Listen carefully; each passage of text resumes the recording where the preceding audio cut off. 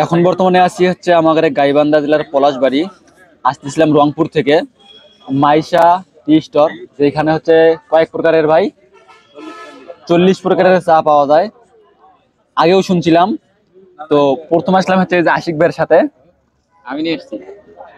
তো আস্তে আস্তে রংপুর থেকে আস্তে আস্তে ভাই বললো যে হচ্ছে এখানে একটা ব্রেক দিয়ে চা খাই।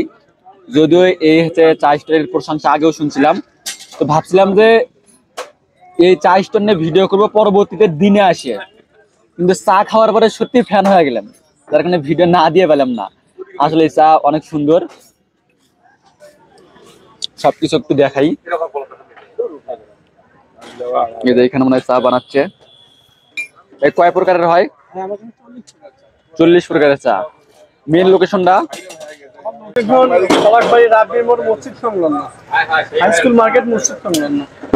তো এই যে এটা হচ্ছে সেই মাইশা টি স্টোরের ব্যানার। আসলে ফ্যান হয়ে গেলাম, পুরো ফ্যান হয়ে গেলাম একবারে চায়ের।